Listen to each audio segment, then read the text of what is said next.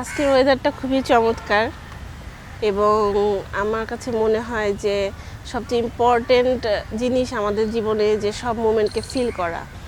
আমি গত বছর এই দিনে এই সময় যা এক্সপিরিয়েন্স করছিলাম, যেরকম দৌড়াদৌড়ি করছিলাম, আর আজকে আমি রমনা পার্কে এরকম সুন্দর বাতাসের মধ্যে বসে আছি, আমার কাছে সত্যি খুব ব্লেস লাগতেছে যে আমার এখন কোনো টেনশন নাই, আমি খুব রিল্যাক্সলি ছুটির দিন কাটাচ্ছি। তো সবাই মোটামুটি যারা বিয়ে করছেন আমার উপর একটু জেলাস হতেই পারেন, কিছু করার নেই। যারা এখন দৌড়াদৌড়ির মধ্যে আছেন, যেহেতু আমার কাছে মনে হয় ঈদের আগে পরের সময়টা হচ্ছে বিয়ের সময়কাল, এখানে অনেক কিছু মাথায় রাখতে হয়, শুধু ব্রাইডকে না, ব্রাইডের বাবা মা, ব্রাইডসমেইড সব কিছু মাথায় রাখতে হয়। সো এটা একটা কোয়াইট টাফ জার্নি হতে পারে, বাট আমার পুরো প্রসেসটা আমার জন্য খুব এনজয়েবল ছিল। টাফ ছিল বাট খুব এনজয়েবল ছিল। সবচেয়ে ইন্টারেস্টিং একটা গল্প বলি। আমার বিয়ের সময়, আমার বিয়ের 1 মাস আগে আমি আমাদের যে নতুন বাসা হবে হাসান মাহমুদ আমাদের সংসার যেখানে শুরু করব, এবং সেই বাসা আমি আগের থেকে গোছগাছ করি। সাধারণত বউরা যায় স্বামীর বাসায় উঠতে, কিন্তু আমার হাজব্যান্ড বিয়ের পর আমাদের নতুন বাসায় একসাথে উঠেছিল, আমি তাকে বরণ করে নিয়েছিলাম। সো এটা খুবই ইন্টারেস্টিং কাহিনী। যখন বিয়ের প্রথম ডিসিশন নেওয়া হয় যে হ্যাঁ আমরা 25 জুন বিয়ে করব, তখন যে ডিসিশনটা নেওয়ার পর আমাদের প্রথম কাজ ছিল যে আমাদের বিয়ের কোনো কার্ড তৈরি করা হয়নি। কিন্তু আমি খুবই সারপ্রাইজড হয়েছি যে আমরা যে দেশীয় কালচারে, দেশীয় মানে ঐতিহ্যকে প্রায়োরিটি দিয়ে আমরা আমাদের বিয়ের দাওয়াত সব কিছু করতে চেয়েছিলাম, হাসান মাহমুদ সেই জিনিসটা মাথায় রেখেছে এবং সে আর আমি মিলে কম্বাইনলি ডিসকাস করে আমাদের বিয়ের কার্ডটা তৈরি করি। কিন্তু আমি চিন্তা করেছি যে যেহেতু এটা পদ্মা সেতুর সময় হচ্ছে এবং আমি গোপালগঞ্জের মেয়ে এবং আমাদের দুই নদীর এপার ওপার মানুষের মধ্যে একটা মেলবন্ধন হচ্ছে, সো আমি চিন্তা করেছি যে কার্ডে সেটা রিফ্লেকশন থাকা উচিত, আমাদের কালচারও থাকুক, আমাদের যে স্টোরিটা সেই স্টোরির রিফ্লেকশনটা কার্ডে থাকুক। সো আমি আরও ডিসকাস করি যে তুমি আমাকে সময় দাও, তুমি আমাকে 2 ঘন্টা সময় দাও, আমি আমার বিয়ের কার্ডের ছবি নিজে পেইন্ট করব। তো যেই কথা সেই কাজ। সে ওই দিক দিয়ে আমাদের কার্ডের কাভারটা কীরকম হবে, যেমন জামদানি শাড়ি কোন ফ্যাব্রিকে করা হবে, ছোট জামদানি শাড়ি কোথায় হয়, কীভাবে, খোঁজ খবর নিয়ে মোটামুটি সে আউটলেট তৈরি করেছে। এবং ভেতরে যে ডিজাইনটা, আমি মনে হয় 10 জুন 2022 সালে আমি আমার নতুন বাসায় উঠি এবং চারিদিকে প্রচণ্ড কাজ, জিনিসপত্র, মালামাল সব কিছু এলোমেলো আছে। ওর মধ্যে বসে আমি আমার রং তুলি নিয়ে আমার বিয়ে কার্ডের ছবিটা আঁকি, যেখানে ছিল 2টো কাকতাড়ুয়া, একটা বর বউ এবং মিষ্টি। আপনারা হয়তো জানেন, কেউ হয়তো জানেন না, গোপালগঞ্জের দত্তের মিষ্টি রসগোল্লা খুবই ফেমাস। আমি ওটা আমার কার্ডে রেখেছি এবং আমাদের পদ্মার পাড়ে যে জনজীবন, ঘাস পাতা, কাশফুল সব কিছুরই একটা রিফ্লেকশন আছে এবং একটা পদ্মা ব্রিজ। তো সব কিছুর মধ্যে লেখা আছে হাসান ও তিমার শুভ বিবাহ। সো আমি অনেক কিছু চিন্তা করে দেখে আমি ছবিটা এঁকেছি। এবং সবচেয়ে গুরুত্বপূর্ণ বিষয়, যেহেতু বাঙালি কালচারকে আমি প্রমোট করতে চেয়েছি, আমরা সরাসরি ডিরেক্ট আমাদের ছবি বা পোর্ট্রেট কিছু আঁকিনি, এবং আমার কাছে মনে হয়েছে যে এমন কিছু একটা আঁকা উচিত যেটা আমাদের কালচারকে রিপ্রেজেন্ট করে। তো আমি সবসময় মাথায় ছিল যে বাংলাদেশের পটচিত্র আমাকে সবসময় খুব আকর্ষণ করতো, মানে পটচিত্র, কালার, স্টোরি টেলিং সব কিছু আমাকে সবসময় আকর্ষণ করতো। তো আমি আমার বিয়ের কার্ড তৈরি করার সময় বাংলাদেশের কতগুলো পটচিত্র দেখেছিলাম এবং আমি আমার ছবিটা পটচিত্র থেকে ইন্সপিরেশন নিয়ে আমার বিয়ের কার্ডটা ওইভাবে তৈরি করি। যেমন পদ্ম ফুল আমাদের গ্রামের বাড়ি গোপালগঞ্জে খুবই একটা সিগনেচার একটা জিনিস, মানে অ্যাভেলেবল পদ্ম ফুল হয় এবং শাপলা হয়, মানুষ দেখতে যায়। তো আমার কাছে মনে হয় একটা হেরিটেজ বলা যায় যেটাকে, পদ্ম বন বা পদ্ম ফুল, এটা আমার গোপালগঞ্জকে রিপ্রেজেন্ট করে। একটা পদ্মা সেতু ছিল, কাকতাড়ুয়া ছিল, যে যে এলিমেন্ট আমার মাথায় এসেছে আমি সব কিছু আমার কার্ডে অ্যাকুমুলেট করেছি। এবং হাসান মাহমুদ যথেষ্ট উৎসাহ দিয়েছে এবং সবাইকে দেখিয়েছে, সবাই খুব প্রশংসা করেছে। আমি ওরকম ভালো আর্টিস্ট না, বাট একটু রং তুলি খাটানো, নিজের ইমাজিনেশনকে নিজের বিয়ের কার্ডে রাখা, নিজের বিয়ের প্রত্যেকটা প্রসেসে রাখা, আমার কাছে মনে হয় এটা আরও ইউনিক করে তোলে মানুষের ইয়াকে। যে আমি মানে এখনও মনে করি যে আমার ডিসিশনটা কষ্টের মধ্যে, অত ব্যস্ততার মধ্যেও কার্ডে যে আমার নিজের পেইন্টিং দেওয়ার যে ডিসিশনটা, ওটা আমার খুবই একটা ওয়াইজ এবং ইউনিক ডিসিশন ছিল। এবং আমি করেছি, হাসান মাহমুদকে ছবি পাঠিয়েছি, সাথে সাথে ওইটা ইমপ্রিন্ট করেছে, সাজিয়েছে, গুছিয়েছে এবং দুজনে মিলে বেশ চাপ নিয়ে আমাদের বিয়ের কার্ডটা আমি তৈরি করি এবং সবাই খুব অ্যাপ্রিসিয়েট করেছে, যেহেতু আমরা দুইজনই কালচারাল ব্যাকগ্রাউন্ডের মানুষ এবং আমরা শিল্প সংস্কৃতি খুব পছন্দ করি, অ্যাপ্রিসিয়েট করি। সো আমার কাছে মনে হয় পট্রিটের যেই আবহাওয়াটা আমাদের কার্ডে আছে, জামদানির যেই প্যাটার্নটা, সিগনেচারটা আমাদের কার্ডে আছে এবং পদ্মা সেতু, সব কিছু মিলে আমাদের কার্ডটা রিপ্রেজেন্ট করে হু উই আর এবং আমরা কোথা থেকে এসেছি এবং দুই বাংলার যে সংযোগ হচ্ছে, যে পদ্মার এপারে ওপারে মানুষের, এটা খুব চমৎকারভাবে আমরা দাওয়াতের মাধ্যমে, কার্ডের মাধ্যমে আমরা ফুটিয়ে তুলেছি। সো আপনারা যখন কার্ড তৈরি করবেন, বিয়ে তৈরি করবেন, চিন্তা করবেন নিজেদের একটু পার্সোনাল টাচ রাখতে। ইট অবভিয়াসলি আপ টু ইউ, সময়ের ব্যাপার আছে, কিন্তু আমার জার্নিটা খুবই মজা ছিল এবং আমি গল্পটা শেয়ার করলাম বিকজ এটার থেকে আমাদের শুরু। আজকে আমি আপনাদের সামনে হাজির হলাম অ্যাজ এ ব্রাইড হিসেবে আমার জার্নিটা শেয়ার করার জন্য। আমি তখন কি ফিল করেছি, বিকজ আমি জানি কম বেশি যারা এখন বিয়ে করছেন বা বিয়ে করেছেন সবারই কিছু না কিছু অভিজ্ঞতা, ছোট ছোট গল্প থাকে এই ফাইনাল এই দিনটার জন্য, এবং আমার ক্ষেত্রে সেটা ব্যতিক্রম হয়নি। এবং যখন আমি প্রথম শুনি যে আমার বিয়ে 25 জুন হচ্ছে, পদ্মা সেতু উদ্বোধনের দিন, তখন আমি আসলেই অনেক বেশি এক্সাইটেড হয়ে যাই।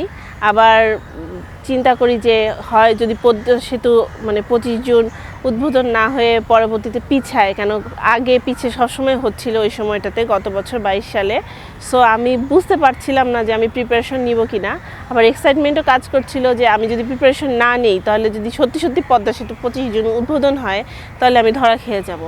সো কাইন্ড অফ দো টানার মধ্যে আমার বিয়ের ডিসিশনটা আসে, কথাটা আসে, এবং আমি যখন প্রস্তুতি নিই তখন আসলে যত কিছু আমরা চিন্তা করে আসি আমাদের ছোটোবেলা থেকে, স্টুডেন্ট লাইফ থেকে, সেগুলো হচ্ছে যখন ফাইনাল ডিসিশন নেওয়ার ক্ষেত্রে আসে তখন মাথায় ঠিক কাজ করে না যে আসলে কি করব।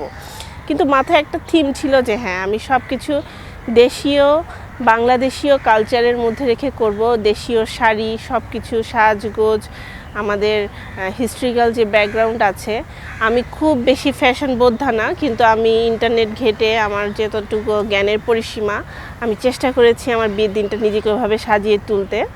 আর গায়ে হলুদের প্রোগ্রাম ছোট করে করেছি, বিকজ যখন আমার বিয়ে হয়েছিল, আপনারা মোটামুটি সবাই জানেন যে ব্যাংকে জব করি, জুন ক্লোজিংয়ের একটা প্রেশার থাকে, আবার পদ্মা সেতুর উদ্বোধন, তখন ইলেকট্রিসিটি সংকটের কারণে সরকার 8টা পর্যন্ত মার্কেট খোলার ডিসিশন নেয়। তো চাকরি, প্রেশার সব কিছু মিলে আমাকে সব প্রস্তুতি নিতে হয়েছে, আমার বিয়ের সব আয়োজন করতে হয়েছে।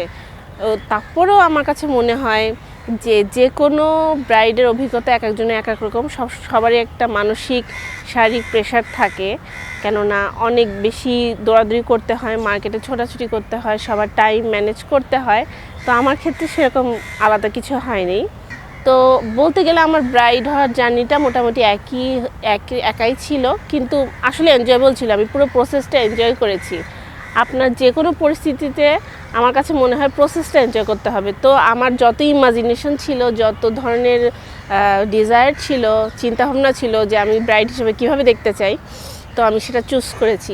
আমার বিয়ের শাড়িটা আমার জামদানি শাড়ি এবং কালারটা আমার বরাবরের মতোই আমি পছন্দ করি, একটু বেগুনি টাইপের কালার, একটু গোলাপি পিঙ্ক টাইপের কালার। সো আমার শাড়িটা আমার কিছুটা হলেও আমাদের বাগানে যে বাগান বিলাস ফুলগুলো আছে, ওই ফুলগুলোর রঙে হয়ে গেছে। আমি জানি না আসলে রঙটাকে কি বলবো। তো আমি ওই শাড়িটা কিনি, ওই শাড়ির সাথে ম্যাচ করে আমি আমার গয়না বানাই। আর চাঁদনি চকে গিয়ে অফিস শেষ করে পুরো যানজট ঠেলে, তো আমার বিভিন্ন ছবি, বিভিন্ন রেফারেন্স আমি ইউজ করি যাতে আমার গয়নার ডিজাইন, আমার শাড়ি সব কিছু অথেন্টিক হয়। তো আপনাদের সবাইকে শুভকামনা আমার ভিডিওটা দেখার জন্য। আশা করি সামনে আপনাদের সাথে আরও অনেক কিছু শেয়ার করতে পারবো। দেখুন বৃষ্টিও নেমে গেছে, আজকে ওয়েদারটা সত্যিই চমৎকার। এই সময় আমার বিয়ে হয়েছিল, বৃষ্টির সময়, গরম না, কিন্তু হালকা বৃষ্টিও ছিল। বৃষ্টির কারণে কষ্ট হয়েছে, কিন্তু আমার কাছে মনে হয়েছে আমার নতুন জীবনটাকে বরণ করে নেওয়ার জন্য এই বৃষ্টি, বর্ষাকালের থেকে সুন্দর সময় কিছু হতে পারে না। হয় যে জুন জুলাই মাসে বিয়ে করাটা আমার কাছে সার্থক। আর আমি খুব এনজয় করেছি প্রসেসটা, প্রতিটা জিনিস, আমার হলুদের ডালা থেকে শুরু করে আমার গয়নাগাটি। এবং আমার কাছে ভালো লেগেছে যে আমি প্রতিটা জার্নিতে ছিলাম, যে একটা ডালা থেকে শুরু করে একটা মাছ কেনা পর্যন্ত আমি দেখে কিনেছি যে হ্যাঁ এটা যাবে ওটা যাবে না। সো এক্ষেত্রে আমার হাজব্যান্ডও আমাকে যথেষ্ট সহযোগিতা করেছিল, কেন তার আইডিয়াস, তার পছন্দ, প্রতিটা বাড়ির একটা কালচার থাকে, একটা রীতি রেওয়াজ থাকে, যেটা বিয়ের আগে সম্ভবত মেয়ে পক্ষ বা ছেলে পক্ষ, আমি মনে করি দুইজনের জন্যই ডিলেমা যে ওই দেশে কী কালচার আছে। যেমন পানের ডালা সাজানো, এটা একটা বিষয় থাকে, তারপরে হচ্ছে ফল ফ্রুটস দেওয়া, পিঠা দেওয়া। সো সব কিছুই মোটামুটি আমরা কোলাবোরেশন করে নিয়েছিলাম, যেটা ছিল একটা চমৎকার অভিজ্ঞতা। আমাদের দুইজনের কালচারের মধ্যে কিছুটা ডিফারেন্স আছে এবং আমরা অ্যাকসেপ্ট করে, সবাই সবার কালচার অ্যাকসেপ্ট করে, তোমার কালচারে কী হয়, আচ্ছা ঠিক আছে আমি ট্রাই করে দেখি। আমরা সব কিছু রেডি করেছি, বিয়ের ডালা থেকে শুরু করে সব কিছু। গায়ে হলুদ ওর বাসায় হয়েছে, গায়ে হলুদ আমার দুটা হয়েছে। আমাদের গোপালগঞ্জে একটা ট্রেডিশন আছে আইবুড়ো ভাত খাওয়ানো, আমি আইবুড়ো ভাতও 2বার খেয়েছি। তো সব কিছু চমৎকার অভিজ্ঞতা আমার জন্য। আর আমার কাছে সবচেয়ে মেমোরেবল আছে আমার বিয়ের আগতের দিন যে লুকটা ছিল, আমি সবচেয়ে পছন্দ করেছি আমার আগতের দিনের লুকটা, যেটা হচ্ছে আমি আনিকা বুশরা থেকে মেকওভার থেকে প্রিপেয়ার হয়েছিলাম। এবং আমার আমাদের প্রায়োরিটি ছিল যে ন্যাচারাল আমার গায়ের টোনটা থাকবে। আমি বেশি ফর্সা হতে চাই না, বেশি গ্ল্যামারাস হতে চাই না, I just want to be natural.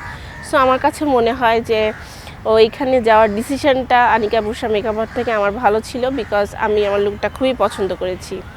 এরপরে আসি যে আমার পুরা প্রস্তুতি পর্ব আমার আঁকতের জন্য, বিকজ আমার কাছে এটা খুবই মেমোরেবল একটা পর্যায়ে। আমার যে কালারটা আমি শাড়ি পছন্দ করি, আপনাদের আগেও বলেছি, এটা অনেকটা বাগান বিলাস ফুলের রঙের মতো, আমি একটু পিঙ্কিশ পার্পল টাইপের। সো ওটার সাথে মিল রেখে আমি হচ্ছে অর্গেঞ্জা ওড়না বানাই। অর্গেঞ্জার সাথে মিলিয়ে চাঁদনি চকের হিউজ কালেকশন, অনেক সুন্দর সুন্দর আপনার এই লেস আছে, আছে। তো আমি আমার পুরো ড্রেসটা ওড়নাটা নিজে কাস্টমাইজ করি এবং I am quite happy with that. এবং যেটা আউটকাম যেটা এসেছে, এবং সময় খুব কম ছিল, কিন্তু সব দোকানদাররা চাঁদনি চকের আমাকে হেল্প করেছে, বিকজ একটা পদ্মা সেতুর বিয়ে বলে কথা, যেহেতু এবং ওই সময় আমি অনেক ইন্টারভিউ দিচ্ছি, পত্রিকায় লেখা হচ্ছে, মোটামুটি যেই দোকানে যাচ্ছি ওরা আমাকে চিনতে পারছে। তো সবচেয়ে ইম্পর্টেন্ট পার্ট ছিল আমার ব্রাইড হওয়ার প্রস্তুতিটা। আমি আমার বিয়ের শাড়িটা চুজ করার পরেই আমার প্রথম মাথায় আসে আমার শাড়ির সাথে মিল রেখে একটা ওড়না। বিয়ের ওড়না কাস্টমাইজ অনেক পাওয়া যায়, মিরপুরে গেলেও পাওয়া যায়, কিন্তু সব ওড়না সব শাড়ি আমার কাছে একই ক্লিশে, একই ধরনের মনে হচ্ছিল এবং ডিজাইনগুলো আমার খুব শেকালি মনে হচ্ছিল। তো আমি চুজ করি যে হ্যাঁ, আমার বিয়ের যে ওড়নাটা থাকবে ডিজাইনটা আমিই চুজ করব। একটা মিষ্টি মিষ্টি কালার ছিল, ওড়নাটাও সেরকম হওয়া যেত। এখন ওড়নায় অনেক ধরনের ইনফ্লুয়েন্স দেখা যায়, পাকিস্তানি, ইন্ডিয়ান, অনেক ধরনের ট্রেডিশন ইউজ করা যায়, কিন্তু আমার ওড়নাটা আমি চেয়েছিলাম খুবই সিম্পল রাখতে, একটু বাঙালি বধূদের আগের দিনে যখন বিয়ে হইতো যেরকম সিম্পল চিকন পাড়ের, কিন্তু স্টিল মডার্নাইজ ডিজাইন, আমি চেষ্টা করেছি আমার বিয়ের ওড়নাটা সেরকম রাখতে। আমি একটা অর্গানজা ওড়না কিনি, গজ কাপড় কিনি, সেটার সাথে মিল রেখে আমি হচ্ছে ওখানে ফুল বসাই। আমি অনেক সুন্দর সুন্দর লেসের কালেকশন আছে আপনার গাউসিয়া, যদি আপনি ঘুরে দেখেন, কেন অ্যাজ এ ব্রাইড হিসেবে আপনার সেই সময়টা নাও থাকতে পারে, কিন্তু আমি সেই সময়টা ম্যানেজ করেছিলাম, বিকজ আমি চাচ্ছিলাম না যে কারো কাস্টমাইজ কোনো দোকান থেকে কিনে এমন একটা লুক দিতে বা এমন কিছু করতে যেটা হচ্ছে গিয়া আমি অ্যাকচুয়ালি আমার নিজেকে রিপ্রেজেন্ট করতে পারি না, বিকজ আমার বিয়েটা খুবই ঐতিহাসিক দিনে হচ্ছে এবং আমাদের প্রায় 10-12 বছরের সম্পর্ক। আমার বিয়েতে জামদানি শাড়ি মূলত থিম ছিল। সো জামদানি থিম নিয়ে কাজ করব, জামদানি পল্লীতে যাব না তা কি হয়। আমার বিয়ের ডালা যখন সাজাই তখন আমাদের শ্বশুরবাড়িকে ডালায় উপহার হিসেবে আমরা কি দিব সেই জন্য আমাদের একটা রেওয়াজ আছে, আমরা শাড়ি বিভিন্ন গিফট পাঠাই ডালায়। সো সব মোটামুটি সব বিয়েতে হয়। তো আমি চাচ্ছিলাম আমার শ্বশুরবাড়ির যত মেয়ে সদস্য, নারী সদস্য আছে সবাইকে জামদানি শাড়ি দিতে, তাই জামদানি শাড়ি পল্লীতে আমরা গিয়েছিলাম এবং অনেক সুন্দর একটা দিন ছিল। আমরা নারায়ণগঞ্জে যাই এবং কোনো জামদানি মার্কেটে নয়, কোনো প্রফেশনাল জায়গা থেকে নয়, যেখানে জামদানি শাড়ি বানানো হয়, যে গ্রামে যে বাসায় যারা দক্ষ শিল্পী আছেন, যারা প্রতি মুহূর্ত কারিগর আছেন জামদানি শাড়ি বানান, সেখান থেকে আমরা দেখে দেখে জামদানি শাড়ি কিনি এবং আমার বিয়ের ডালাতে শ্বশুরবাড়ি যে ডালাটা পাঠাই সেজন্য জামদানি শাড়ি আমি নিজেই, আমার হাজব্যান্ড, আমার ননদ, আমাদের বন্ধু শাকিল সবাইকে নিজে কিনি। মোটামুটি 4 জন বাইকে করে আমরা সকালে রওনা হই, জামদানি পল্লীতে যাই, ওখানে জামদানি শাড়ি কিভাবে বানায় সেটা দেখি এবং জামদানি শাড়ি চুজ করি, সুন্দর সুন্দর জামদানি কিনি। আমার আসলে অনেক জামদানি শাড়ি ওখানে পছন্দ হয়ে যায়।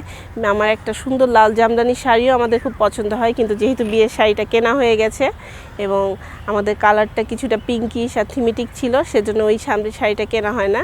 আশা করি ফিউচারে হাসান মাহমুদ আমাকে ওই সুন্দর জামদানি শাড়িটা কিনে দিবে। তো এটা ছিল অন্যরকম অভিজ্ঞতা, একেবারে সোর্সে গিয়ে বিয়ের সব উপকরণ কেনা, খুঁজে খুঁজে আমার ওড়না বানানো, ডিজাইন করা, গয়না বানানো, তো সব কিছু অন্যরকম অভিজ্ঞতা ছিল। এর মধ্যেই জামদানি ট্যুরটা ছিল নারায়ণগঞ্জে, একেবারে যেখানে জামদানি শাড়ি বানায়। এটা অন্য ধরনের একটা আউটিং ছিল বিয়ের মধ্যে এবং এটা আমরা খুব এনজয় করেছি এবং আমি প্রাকৃতিক পরিবেশে ঘুরেও এসেছি, আমার খুব ভালো লেগেছে। আর এটা আমাকে খুব ডিফারেন্ট আর ইউনিক একটা অভিজ্ঞতা দিয়েছে, আমার লুকটাও ডিফারেন্ট আর ইউনিকই ছিল সে কারণে। এবং সবাই আমার শ্বশুরবাড়ি খুব খুশি হয়েছে যখন দেখেছে আমার বউটাও জামদানি শাড়ি পরছে, কারটাও জামদানি, তারাও জামদানি শাড়ি তাদের উপহার দিচ্ছে, তো তারা জিনিসটা খুবই মজা পেয়েছে। সো এটাকে জামদানি বিয়ে বলাই যায়। তো আমি থ্যাংক ইউ হাসান মাহমুদকে এত কষ্ট করে আমাকে আমার সব আবদার রাখার জন্য। কষ্ট হলেও একটু একটু করে আমার সব ইচ্ছাই পূরণ করেছে। এতটুকু কোঅপারেশন না হলে অবশ্যই এটা সম্ভব হতো না। তো আমি ওর জন্য থ্যাঙ্কফুল। এটা one of the best experience of my life. So I am grateful to him. আমার হাজব্যান্ডের কস্টিউমটা সেটাও আমার কাইন্ড অফ নিজেরই চুজ করা এবং সেইগুলোর জন্য কি কি বোতাম হবে, কি কোট হবে, কোনটার সাথে কোনটা পরবে সেটাও আমি করেছি। যদিও সময় স্বল্পতা, ভাইরাল হওয়ার কারণে যে ইন্টারভিউগুলো দিতে হয়েছে এজন্য আমার খুবই কষ্ট হয়েছে টাইম ম্যানেজ করতে, অফিস শেষ করে জুন ক্লোজিংয়ের সময়, তারপরেও আমি এটা করেছি। তো আরও অনেক ব্রাইড থাকবেন যাদের সামনে বিয়ে হবে বা বিয়ে হয়েছে, তাদের এরকম ছোটো ছোটো গল্প থাকে। আমি আমার এক্সপিরিয়েন্সটা শেয়ার করেছি এবং সবচেয়ে আমি মনে করি গুরুত্বপূর্ণ এবং মজার এবং ভ্যালুয়েবল পার্ট আমার এই জার্নিতে হয়েছে যে পুরোটা সময় আমি আমার যে নিজের চিন্তা, যে এক্সপিরিয়েন্স ছিল সেটা রিফ্লেকশন আমার আউটফিট বা বিয়ের দিন ছিল, যেটা অন্য কারোর সাথে গেলে বা অন্য কারো ইন্টারফারেন্স পেলে আমার এটা হতো না। সো আমি কোয়াইট হ্যাপি অ্যাবাউট দ্যাট। যে প্রথমে কষ্ট হয়েছে যে আমি একা পড়ে গিয়েছি, এসএসসি পরীক্ষা, জুন ক্লোজিং, সবার চাকরি, সবার ব্যস্ততা, বাট পরে মনে হয়েছে যে না, আমার পুরো ইমাজিনেশন যে আমার ছিল এই ক্রেডিটটা আমি আমার নিজেকে দিতে পারি, যে একেবারেই খারাপ লাগছিল না। তারপরেও সবার সহযোগিতা, আমার মেকআপ, লুক সব কিছু মনে হয়েছে যে না, এই সাজটা আমার নিজেকে রিফ্লেক্ট করে। সো আমি আশা করব যারা আমার এই ভিডিও দেখছেন, যারা ব্রাইড আছেন বা ফিউচার ব্রাইড হবেন, তারা নিজেদের সেলফ ইনস্টিংক্টটা, নিজেদের পছন্দগুলো, নিজেদের রুচিগুলোকে বাস্তবতা দিতে পারবেন এবং সবসময় পজিটিভ থাকবেন। নো ম্যাটার যে সিচুয়েশনই আসুক, বিয়ের সময় অনেক স্ট্রেস থাকে, you have to look beautiful and confident. বাকি যে ইমাজিনেশন আস্তে আস্তে আগাবে, আপনারা সবাই চোখ রাখবেন। আর যে কোনো ধরনের নেগেটিভ চিন্তা বিয়ের সময়, নেগেটিভ এনার্জি থেকে দূরে থাকবেন, পজিটিভ চিন্তা করবেন। আমি আশা করি খুব ভালো মতোই সব কিছু টার্ন আউট হয়ে যাবে। ধন্যবাদ সকলকে।